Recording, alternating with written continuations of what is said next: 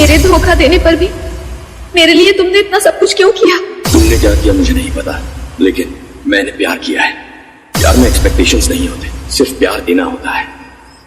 अगर सच में प्यार देना जानते हो तो आई हेट यू क्यों कहा? जब प्यार जाहिर किया तब भरोसा नहीं किया। आई हेट यू कहा तो भरोसा कर लिया। Because I love you. I love you. I love you.